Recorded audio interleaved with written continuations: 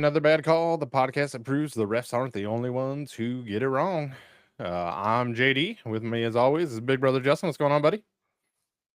Good evening. How we doing? I really thought you were going to go Good Morning Vietnam, Robin Williams on me there for a second. Made me panic just a smidge, but appreciate you. It is Monday, November 4th. We got a fun game going on between the Bucks and the Chiefs right now. 17-10. Bucks are leading that one. We But also have college basketball started tonight, and I'm probably gonna be yeah, up I'm going to leave way that one too up to late. you. I don't I'm care probably about gonna that be right up now. way too late. I'm gonna have a six-leg parlay that loses by one leg. Freaking Purdue only won by 17 instead of 20, and I'm gonna hit all the other legs, and it's gonna really piss me off. All right. Well, we're getting Tales of Degenerate early. That's Sorry. always Well, fun. there's not much Appreciate else you to talk about in that. on that one. Yeah. So unfortunately, we have a Bears game to talk about. So let's get into it. Bears go to Arizona. They lose 9-29. Frankly, they were never in this game to begin with. I mean, it was just they were outmatched. I don't even want to say they're outmatched. They were outcoached. They were outplayed. Just all sorts of bad going on in this one. Just so much wrong with this game. Before we depress everybody too much, hit that like, subscribe, follow so you can be depressed with us every time we go live, which looking like we're going to be trying to do Monday nights for a little bit. If that schedule changes, you'll find it on at another bad call on X, Twitter, whatever the hell that's called nowadays. Before we get into exactly what happened in the game, let's talk about some of the news that we got beforehand. First and second string left tackles out. Gordon out. Brisker still out. Montez Sweat out. Good news is that Larry Borum gets activated. And Tyree Stevenson, of course, after the failberry or whatever they're calling it, he is benched. Never what you want to hear, having your first and second string tackles out of the game. Yeah, no, I mean, coming into the season, we were, that was our biggest concern: offensive line depth, and along with the defensive line depth. And so we had people out on both sides of the ball this week, but nevertheless, it's next man up in the NFL. You're rarely going to be 100% healthy all season long. But especially when you lose Montez Sweat, your best pass rusher, it makes it real hard. But to be frank, in this game, pass rushing didn't make a damn bit of a difference because they couldn't stop the run. And why would Arizona even need to try to pass the ball? They just made James Conner look like an all pro back. While he's a decent back, he's not that good. Yeah, he's been pretty good. We've talked about it. The Bears defense tends to funnel that run between the 20s. The problem is the Bears forgot that once they get to the 20 that they're supposed to step it up there. One of the things I've got in here is we lost Andrew Billings in this game. Our defensive tackle are probably our best run stuffing lineman, honestly. Doesn't sound like it's going to be good either. They ruled him out very quickly. He pulled a Rumor tit. is it's a peck. I haven't looked at it. I could tell No, right away the way See, he was reacting. there's a difference. You and me, we pull tits because we don't have the muscle there. He pulled a peck. He has the same body type as I do. I promise you, he has more muscle mass in that body type. So let's. I mean, I'm sure. I'm not let's saying he slow doesn't, down. but he's got the same. He Let's pulled a tit. slow down. Yeah, let's slow down. So that's unfortunate. Yeah, let's go ahead and we can kind of jump into this next part of it unless you want to say anything else on injuries. With all these injuries piling up, you start to wonder, is there an organizational weakness in strength training and conditioning. Um, you know, maybe not, but it sure is. You know, it's happening on both sides of the ball. It's just they don't go hard in the preseason. I don't know. It could be fluky, but it's just something that's there in the back of my mind. When you start Yeah, to lose, everything starts to become, you know. I kind of so Nat's watching. Hey buddy, appreciate you tuning in. Mass unit on both lines. Kinda. Yeah, absolutely. Um it's rough. Justin, I understand what you're saying with, you start to question those types of things. I think that's something you got to kind of question then across the league for some of this, for some of these injuries. I mean, it's a contact sport, right? Like it's gonna happen. It'd be different for me if guys were just running out of steam. Then I'd really start to question your strength and conditioning coach. Injuries, they're gonna happen. So, Oh yeah, I um, mean, one injury I am concerned about is Jaquan Brisker, because I mentioned it last week. It was 3 weeks. This is now 4 weeks since he's gotten the concussion. yeah. Um, Well, that's I mean, starting they to get a say little everybody concerning. has their own timeline on a concussion recovery, and you don't want to rush him back. Oh, So 100%. I kind of feel like there's a piece of the story we're not getting is what I'm, I you don't know. know. I mean, but I you see another major head injury with Chris Olave yesterday, who got just absolutely creamed and had a little Okay, bit you're of fading the off, buddy. sorry, yeah.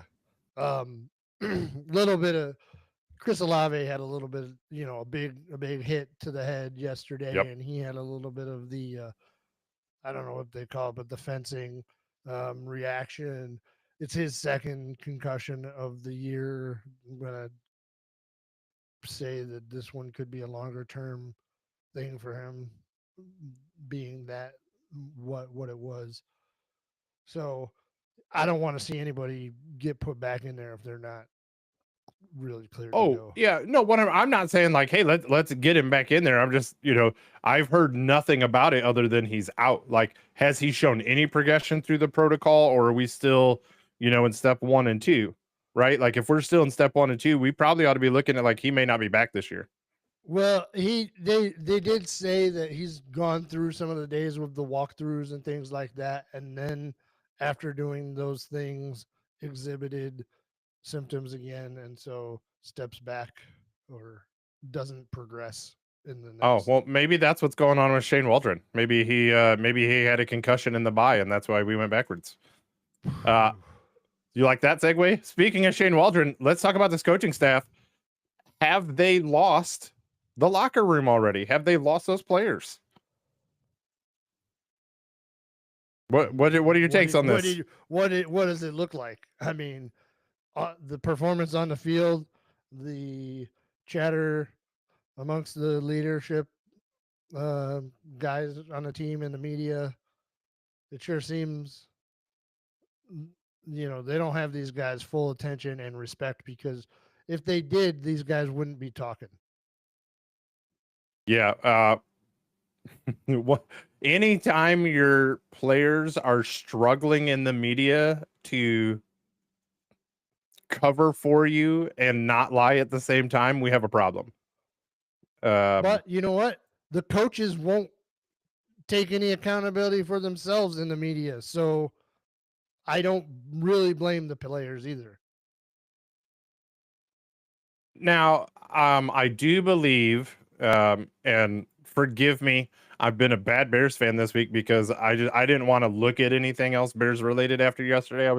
I was so angry. It supposedly, Eberflus did come out and say, "Hey, like we have to be better as an offense. We got to go back and look at the game plan and all that. That's on us."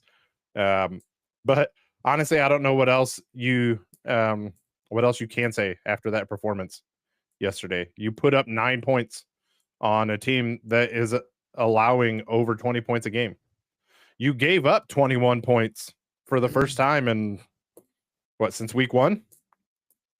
for the first time all year, you gave up more Yeah. than 21 points. Yeah, 16 different Cardinals players got pressure yesterday. That's the most for any defense since 2018. They had a 46% plus pressure rate when only averaging 26.6% on the year, the Cardinals. I don't want to interrupt you. Patrick Mahomes being helped off the field right now. Oops. But anyway, to continue on that fashion, the if this offensive leadership of the Bears hasn't figured out the teams are going to bring pressure until you figure out how to adjust against it, then they shouldn't be here. We don't need coaches that cannot make adjustments. I told my 11-year-olds at basketball practice tonight. We had our first games last week. Both teams we played against played some full court pressure on us, and we couldn't handle it, and that's the reason we lost. And so that's all we did tonight at practice was work on the press break. And what I told them is, as soon as we demonstrate that we can beat the press and we start to get easy points on the other end, those teams will back off from the pressure. It's the same thing on the football field. When you show that you can run some effective plays that start gaining yardage against the pressure, teams have to back off. Yeah. So Nat, just, again, Nat, thanks for joining us and chatting, and appreciate it. Anybody else, please feel free to throw your comments in there. We're like, we want the discussion points here. You have to ask how much the injuries have affected morale. I mean, we're having to cobble tackles together at this point in time. That second line, having to cobble tackles together at this point, that for me, that's an excuse. Yeah, it sucks, but look at the Steelers. The Steelers are on like their fourth center or something like that. It's ridiculous. My bigger issue that I think is affecting morale is the offensive play calling and the way they're using their weapons right now. I'm going to get into it a little bit later, but Williams comes out with some quick completions early. Like that was the first, and I was like, okay, good. We're back to like, let's take what's in front of us. Let's get those quick hitters and let's back them off a little bit. Then they immediately went back into, let's start looking for deep shots. Let's look for long developing plays. And then that allowed them, as you said, 16 different Cardinals players to go get pressure, because we're doing these plays that are just taking way too long to develop, or guys aren't getting open. One of the two.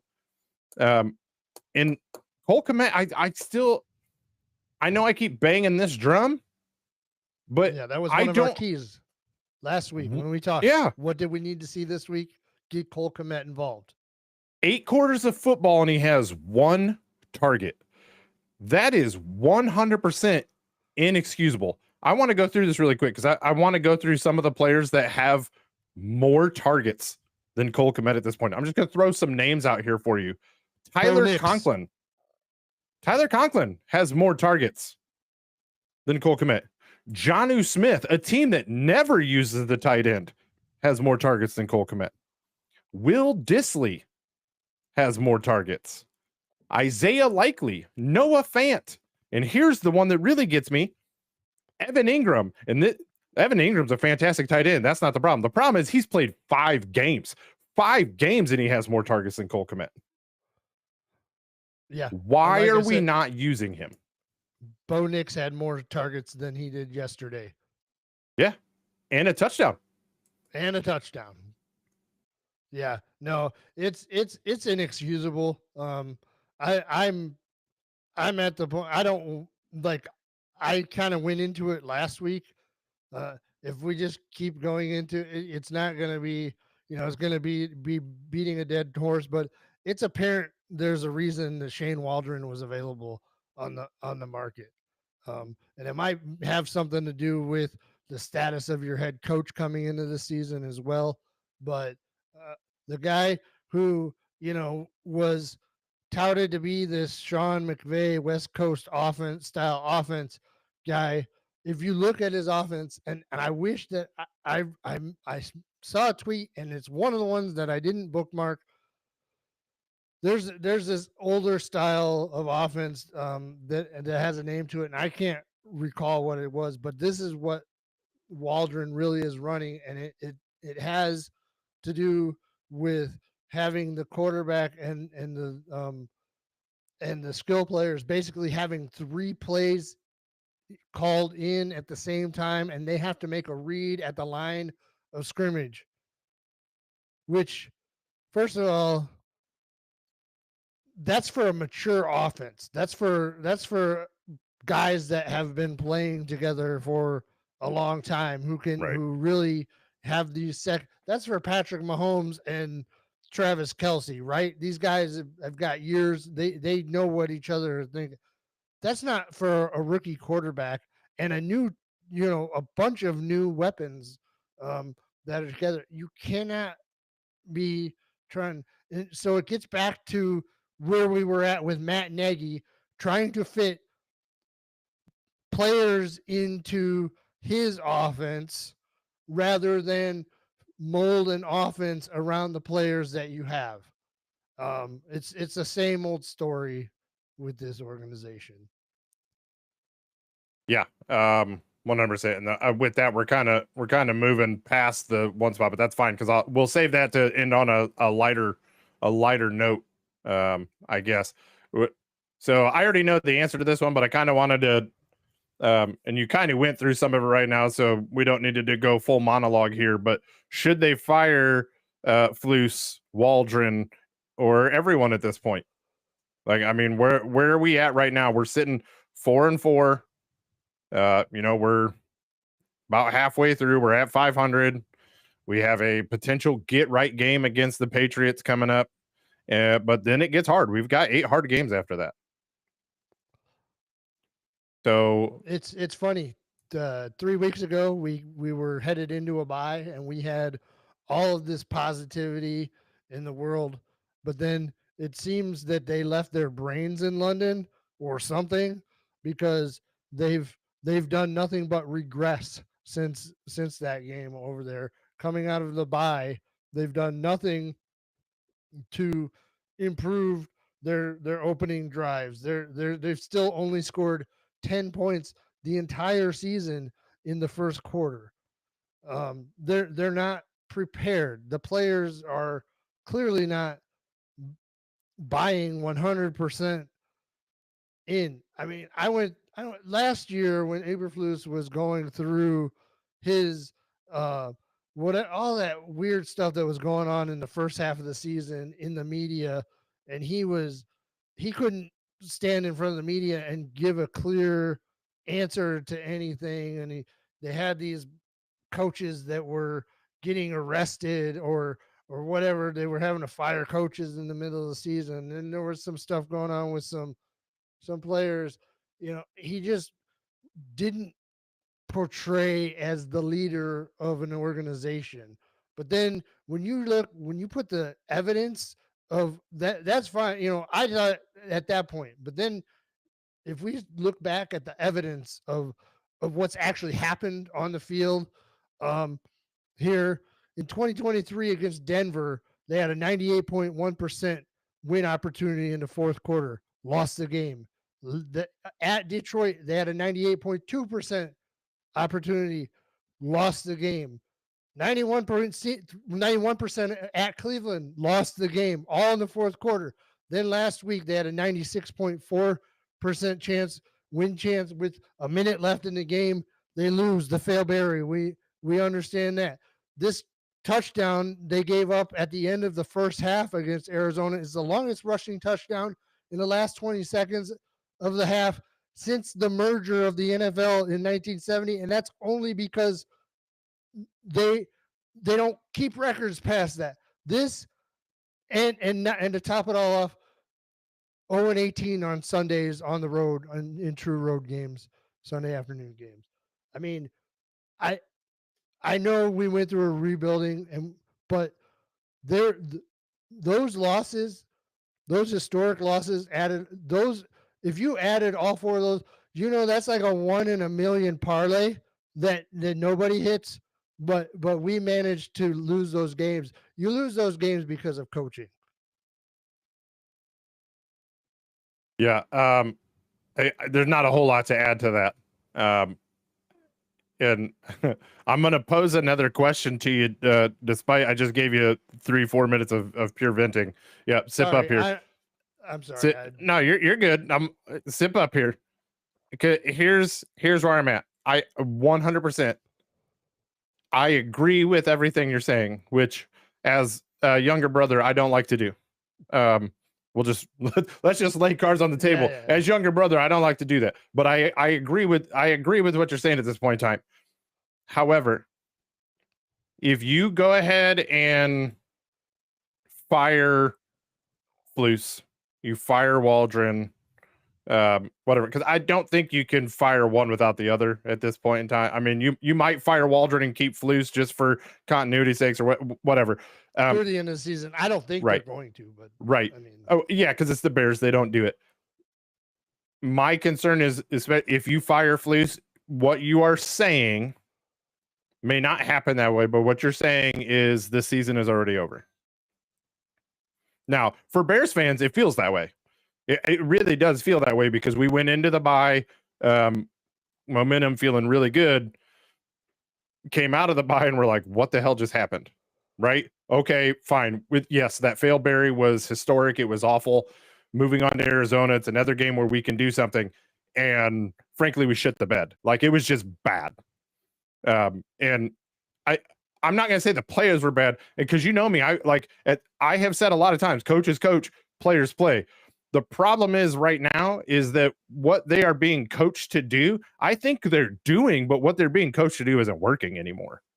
I think that's the problem here. But I think if you fire Flus, you're proverbially, that was really bad, throwing in the towel, right, on this season.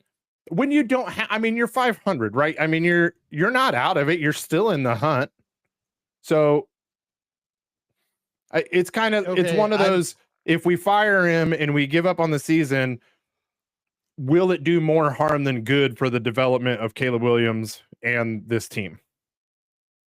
Well, my fear is that if you continue with this leadership group at the helm, it's going to do harm for Caleb. Because the players are going to kind of shut down and he's going to get murdered. Yes, yeah. I think if you make the change, that at least signals to him and he keeps trying and they all kind of maybe rally together. Maybe they don't, make the playoffs, which I think at this point, when you look at who else is ahead of them in the division, it's going to be a like something drastic is going to have to happen for that to happen. But so say we win this week, which at this point I'm not even going to say is a given because we've got another team that has a young quarterback and a young coach, but they're not going through the controversies that we are right now. Yeah, completely different culture. Game, yep. Then we have the Packers at home. I at this point I don't see us winning a division game, and that's how badly these things have turned in the last 3 weeks. So maybe we play them close, but we still lose because it's the Packers. The players can get up for the Packers, right? We're going to get embarrassed in Detroit on Thanksgiving. To me, that's the time when you make the change. You got then 10 days, somebody else comes in, can, at least kind of calm the waters and say, all right, here's our plan going forward for the rest of the year. Here's how we can develop. But honestly, you have a trade deadline this week. Yep. You have guys like Khalil Herbert who have value, who you have inactive. You may as well trade him to a Cincinnati who has a need for depth, or somebody like that who's definitely not giving up on the season. Dallas, Dallas. They're a 2-win team. I don't know how, or three, and they have 3. They need a running back. But now with Dak out, that becomes Right. questionable But whether you're they're also going to we're talking buy. about like give us a 6th round pick at this point in time for Herbert. Right. Right. But Like it's can we get something for Keenan Allen? thank you. If you weren't gonna say it, I was gonna say it. Because gosh, that guy, he's a Hall of Fame receiver, right? He doesn't have it anymore. They're sending him on these deep routes, which are not the type of routes that he ever ran. Or where he made his money. Right. Yeah. He does not have the speed to get deep on somebody and beat them. The problem is when you hit him in the chest and he's dropping balls, that then your quarterback doesn't trust this big target who, he's lost a step. It's obvious to see out there, but maybe on a team that's pushing for a Super Bowl, he might have some value as an extra decoy or something like that. But I don't think that we need to play him ahead of a Roma Dunze when we're actually at this point needing to just start working on development. Yeah, no, 100%. That's I mean, I actually have it in this next spot where we're gonna like bright spots in this one, right? So we'll go ahead and move on to that because I'm totally with you. A bright spot for me was the connection with Adunze is good to see. Like that is something that it is. And here's where I'm at. I mean, I've got it in my notes. You saw it. He either needs to be the 4th option or he needs to take over for Allen at this point. And this is why it's an either or for me. When Adunze is in the game, Caleb seems to be locked in on him. Like that just seems to be the thing. And I don't know if that's the play calling. I don't know if that's just Caleb's comfort or what it is, but he's locked in on him. So he either needs to be the 4th option and we need to go through those reads. And by the way, Cole freaking Kmet better be in the top 3 of those options. Or he just needs to take over for Allen at this point. And Allen needs to be coming in as a 4th option on 3rd down or whatever as a specialist, Instead of that type of thing. Mercedes Lewis, whose false start penalty to snap ratio has to be darn near 1-to-1. Like it's insane. And don't get me wrong, I mean, all respect for Mercedes Lewis because he's still doing it. He's played at a decent level throughout his career and seems to have done it right. And the guys love him, but bro, every time you're in, it's a false start.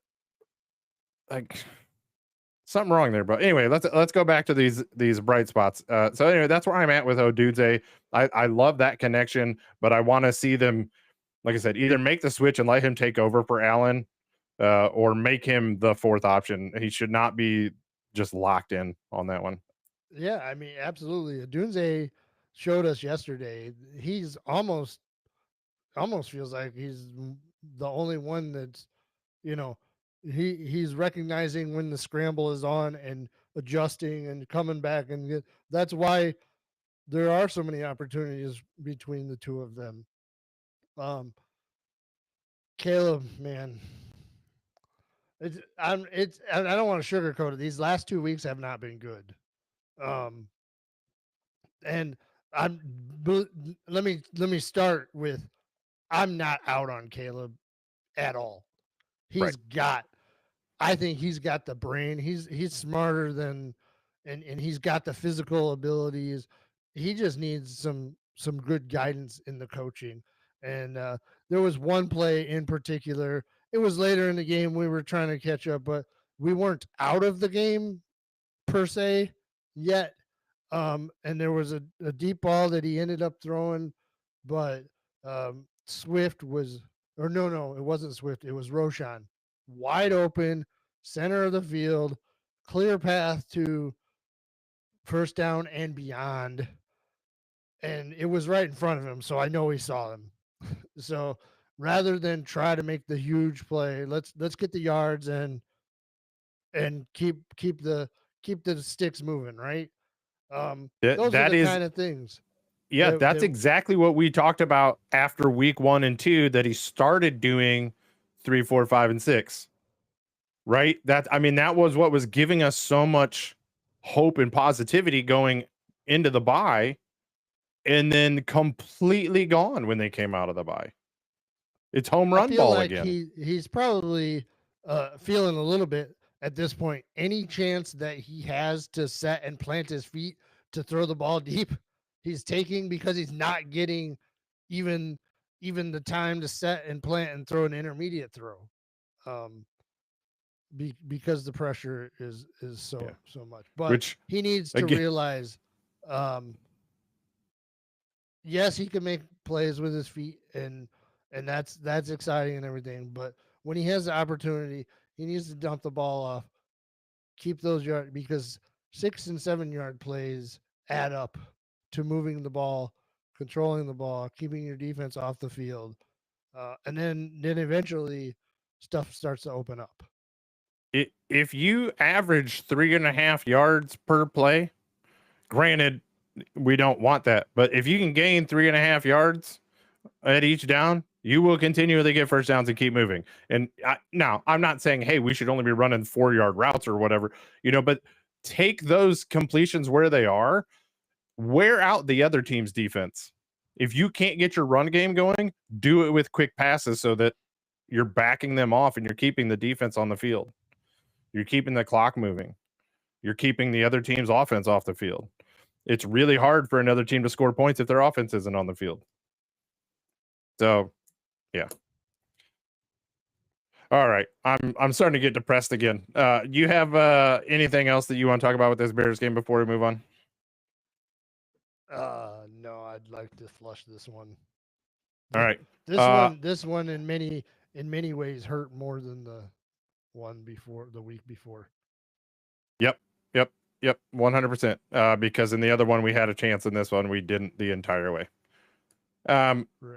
Tales of a Degenerate. You got anything for us that you left it blank, or you got anything you want to depress us with? I didn't put it in there. I went 2 and 3 again on the Superbook picks. The 3 were I wasn't close on. The Browns, the Broncos, and I don't even know. I just wasn't close. And then I only hit 1 out of 3 on the touchdowns this week. Chris Olave was one of them. He went out early, kind of killed my vibes on it altogether. Chase Brown had one. I had ILL, baby. I had Cole Kmet. He didn't get a target.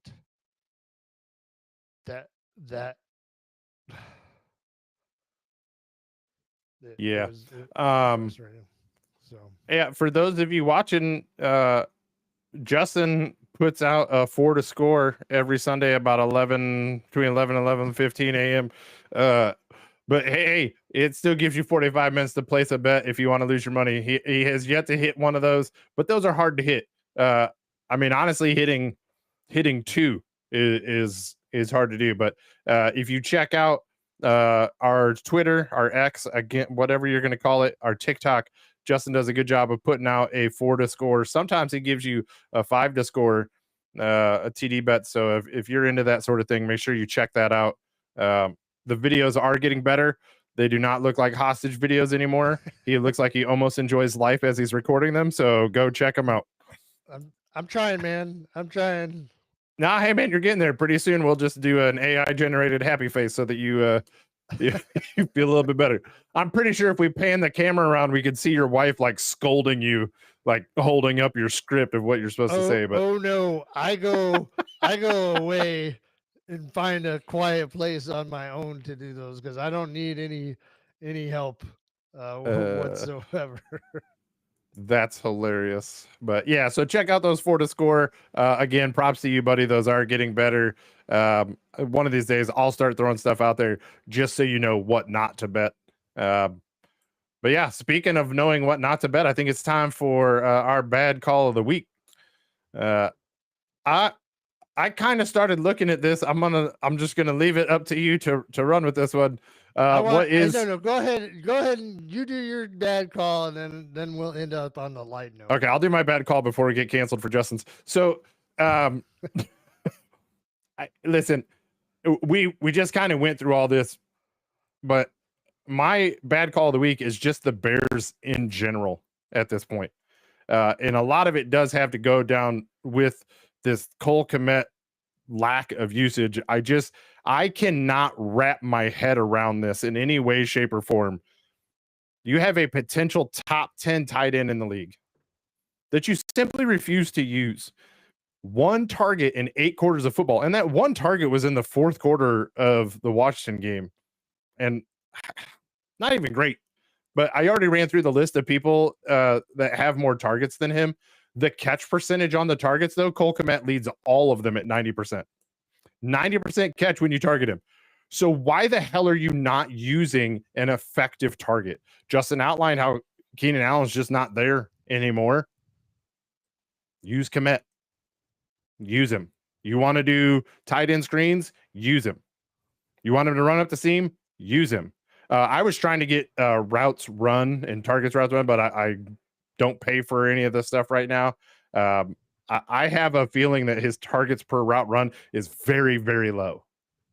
Very low. Obviously, his targets are low, but he's running lots of routes and just either Caleb's not looking for him or he's just not schemed into it, which really, really bothers me. And I don't know if it's the play calling. I don't know if Williams isn't looking for him. I don't know if he's changing the plays at the line or, what's going on, but it has to be addressed. Right now, I'm not going to say it's causation, but there's definitely a correlation between using Kmet and how well your offense moves. The games where you have not used him, that offense is not moving. Period. So for sure, fix it. I know you a lot of times you like to just argue with me on my back all the week, but it ain't happening here. You're on 100%. This is malpractice at the least. It's malpractice. 100%. Shane Waldron, use Kmet or get the hell out of the way and hire somebody they will. And I'm tapping out, and here you go, buddy. All right. It's been fun doing this show with you. Oh, come on. What do you think? You think he's gonna hunt me down and come after me? We're good. Go ahead. Yeah. I'm not worried. I'm not too worried about this. Like squirrel Twitter, X, whatever you have it. Got a lot of football content in there. Lot of research that to help with the show and everything like this, but this one came across and I just got a good old chuckle. I'm gonna go ahead and share my screen here. Hopefully this works. Hopefully this works. Interview pregame one of these shows. Fletcher Cox, man, what's going on? I'm not exactly a fashion icon, but Fletcher Cox, are you wearing your mom's Sunday best here? Because that's what it looks like. You got this purple jacket on, and you got a blouse, and the chain, and it just wow, man. I don't know. I feel like maybe he lost a bet. That's the comments in that are pretty gold. Yeah, and a lot of them might be spot on that it's like a humiliation ritual. Like, all right, this is your first time on, like, first big thing. And they talked to wardrobe and put this man in a blouse for sure. I was gonna argue at first when I first saw it. I was like, nah, it's just because there's like a crease in it or whatever. But then I was like, no, man, that is straight across the top. And the problem is too, like the chain, the double layered chain looked a whole lot like he's clutching his pearls, almost like it was over the top. I know, it was, man. I got a good chuckle out of this one.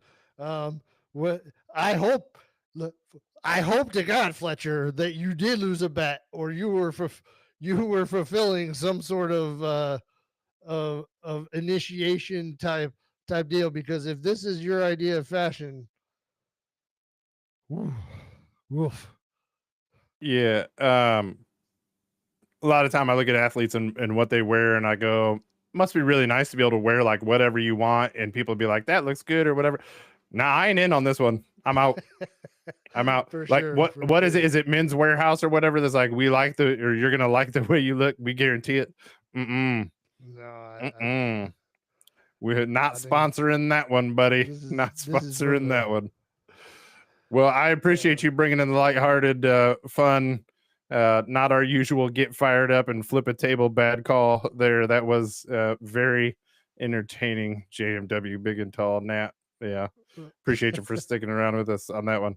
Uh, yeah, buddy. I don't have a whole lot else on this one. This is a little bit shorter. It's hard with these, we've talked about it with these Bears games now back to back weeks where we're just so frustrated with everything that's happening and nothing changed from last week to this week. We don't want to just keep it did. It got worse. beating them. All right. All right. Well, sorry. We didn't see a positive change, so we're just beating the same dead horse over and over again. And we don't want to just be negative Nancy's the entire time, right? So try to limit some of it. It may be more entertaining for us to be angry and blah blah. It's not entertaining or fun for us to watch on Sundays, and it's not the kind of football that I want to share with my son. To have some excitement and camaraderie. It makes me feel bad that I'm bringing him into this, but hopefully, eventually, here in the next year or two, things will start to point up. Yeah. So we talked about having the my kids doing the NFL tracking this year, and after week 6, I allowed my oldest to just pick a team and focus in on we were going to start looking at passing stats, rushing stats, miles traveled, that sort of thing. Have him start learning how to research and really get into the stat side of things. And one of the teams that he was like, Dad, I think I'm gonna, follow the Bears. And I was like, Daddy would love that. However, there's a lot of heartbreak that goes along with that, son. Like, I felt the need to protect him and tell him, hey, this is, you're an Illini fan too. Like you have to be prepared for a lot of heartache when you wear these colors. So he switched and went with the Dolphins, and I was like, no, I'm not sure which is worse. I'm really not. That's a tough one, but they might be more exciting to watch with Tua back. But I'm gonna take a little blame. I made it a point this year to not let my fantasy losses or my NFL losses affect my mood the rest of the day, which is difficult. It's very, very difficult. And I'm sure you've done this too, where your team loses or your fantasy team loses, and it really just affects how you interact with everybody else the rest of the day, because we care so deeply as fans, right? That passion is there, and the heartache is real. But I don't want to say I was taking it out, but I was letting it affect my relationships with my kids, and that wasn't okay with me. So I'm trying really hard to work on that. It's something I'm working really hard on, and I am being tested this year. I am being tested. It's double bad when the Illini lose on Saturday and then the Bears lose on Sunday, and your fantasy teams do not perform. It's a lot. It's a lot to take. So yeah, I do the same. I do the same. Hey, Lonnie, what's going on, buddy? Yeah, thanks. Appreciate you stopping by. For joining in. You're just missing. We've just spent the last 40 minutes bitching and moaning about the Bears, which, as you know, since you're a Bears fan as well, you will all that pain too well. You'll have to join us next week in chat, and I know you've got some pretty good thoughts on all that stuff. Lonnie's one of my league mates in my multi. Well, I'm losing all my fantasy leagues. He's doing much better than I, as per usual. So, all right, buddy. Anything else before we call it a day and try to catch the end of this game? The last 2 minutes. No. Well, let me see. I'm going down to IU to visit my daughter this weekend. Enemy territory, nice. The Hoosiers are 9-0. They're up to number 8 in the country. I'm hoping that I do not bring my sort of luck to them. I'm rooting them on. I want them, the football team. Let me make that very clear. The Yeah, right. IU Yep. football team, I will stand behind and root for and hope that they continue on a good path. No, screw IU basketball though. Yeah. Seeing Indiana's football team be good is weird. It's fun though. I will say they are a fun team to watch. Yeah. And you and I both we hate that school with a passion, but they are a fun team to watch play football right now. They So take my money now, so I hate them even more. yeah, I'm not looking forward to those days right now. But all right, buddy. Well, enjoy yourselves. We will be back next week, probably around the same time, 9:15, 9:30, depending on how Justin's schedule goes. He's coaching basketball, so he's pretty busy. Hopefully next week we are talking about a win and something different. If not, I have a feeling maybe talking about a different coaching staff very, very soon. So until next time, everybody, try to avoid making another bad call.